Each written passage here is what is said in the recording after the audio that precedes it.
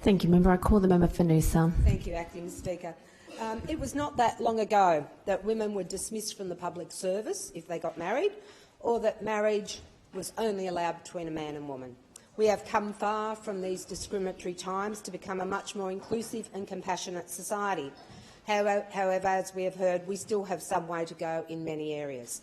The Births, Deaths and Marriages Registration Bill 2022 aims to modernise the operation of the Births, Deaths and Marriages Registry, including the section in Part 5, which makes it possible to change your sex on your birth certificate without undergoing sex reassignment surgery, which is the current requirement. For a Queenslander under the age of 16, parental consent and an affirmation by a developmentally informed practitioner would be required, or an application to the Children's Court. This in efforts to reduce the embarrassment, harm, fear, discrimination, stress and mental illness being experienced, very sadly, by transgender Queenslanders. Section 5, as you would have heard, saw an overwhelming volume of submissions to our Legal Affairs and Safety Committee. There was support from many organisations and families, including the Queensland Family and Child Commission and Amnesty International Australia, giving real-time examples of the types of situations that our trans children have been subjected to in public, and how many of them may never be able to have gender reassignment in order to change their birth certificate so, for example, they can marry. There was also many submissions in opposition, including those who support a binary definition of sex, those that define sex and gender as very different concepts scientifically, physically and emotionally, including from a feminist perspective, as well gay and lesbian advocacy groups.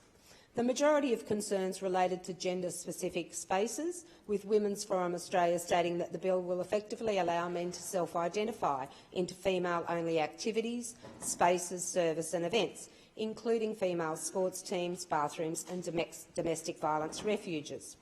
These concerns are understandable given there has been a lack of education and information around this, and the Queensland the department responded that there has been no data indicating that this has been an issue in other jurisdictions in Australia who have adopted similar bills, nor in other countries.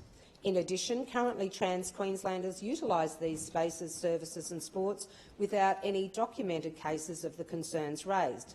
However, within public submissions, as well the confidential witness statements we were privy to, examples were given including where sports codes are banning transgender competitors from competing due to unfair advantages physically.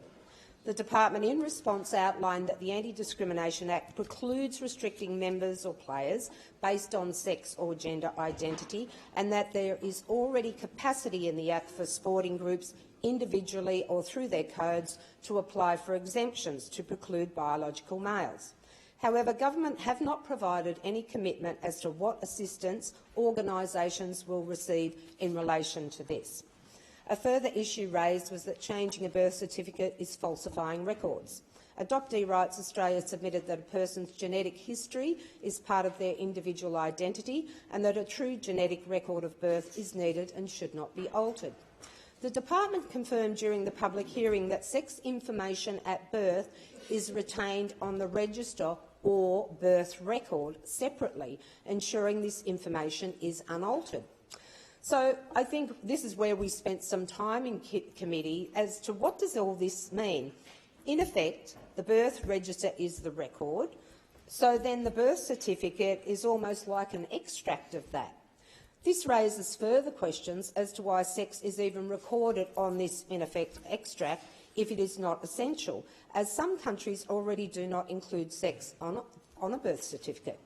Driver's licences, which are also used as identity documents, do not record sex or gender, and the simplicity of phasing out the inclusion of sex or gender on birth certificates could have been explored, and I couldn't get any answers to this, that would have reduced the angst that this bill has ignited throughout the community.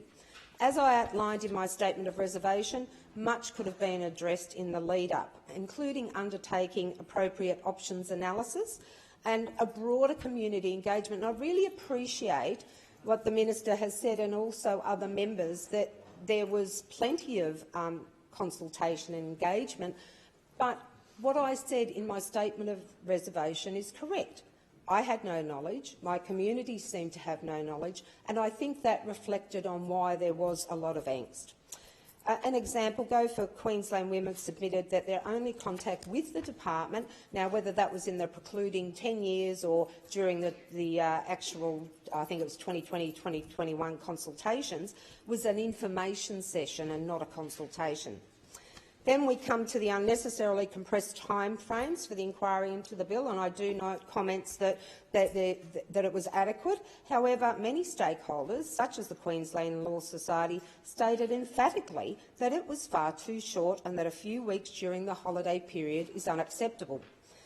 Our own Secretariat struggled in that timeframe as well to process the 385 submissions, and even the Technical Scrutiny Secretariat could not provide some answers to our queries, as the Human Rights Panel had not had a chance to respond regarding the UN Declaration on the Rights of the Child.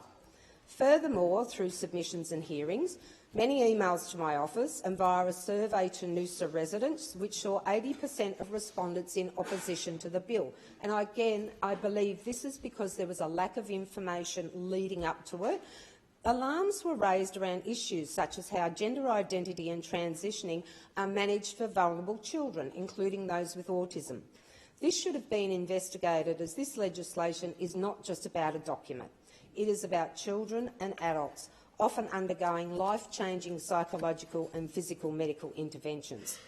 We were provided evidence from families whose teenage children, an age when during puberty can be intensely confusing, were encouraged by peers, counsellors and professionals that what they were experiencing was gender identity issues, and they were offered transitioning via blockers, hormones and ultimately gender reassignment. Sadly, as we heard, the reality of these treatments can have long-term impacts, including, as one witness told us, an inability to carry a child for those females detransitioning.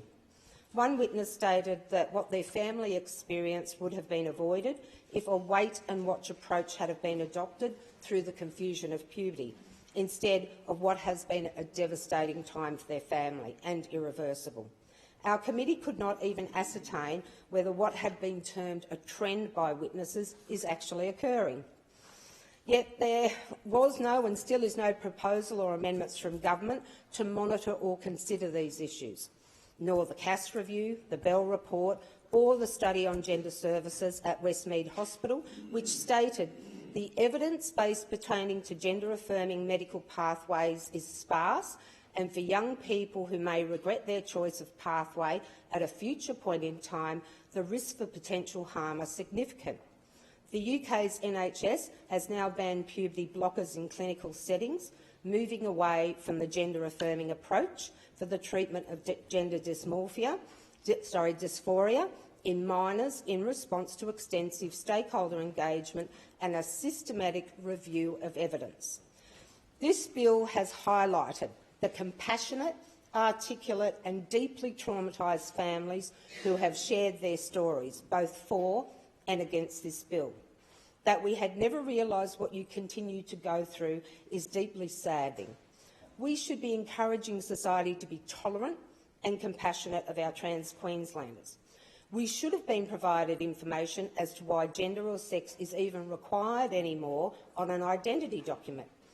There are many shoulds, including that all voices, including from those who have detransitioned, should be heard without being fearful of repercussions, including being labelled transphobic. This was a complex inquiry conducted under unacceptable short timeframes, which does not do justice to being able to assess fully what should be. In closing, I want to thank my committee, chair, fellow members, our Secretariat, the Department and the many, many organisations and submitters who participated in this bill. A special mention to my many beautiful trans friends, as well those that I met and your families along this journey, and I look forward to the day when there is no form of trauma in your world. Ultimately, I support you wholeheartedly, however, cannot support the portion in the bill that neglected to address the very real concerns, especially in relation to our children, by decisions that impact way beyond a political term. Thank you. Deputy Speaker.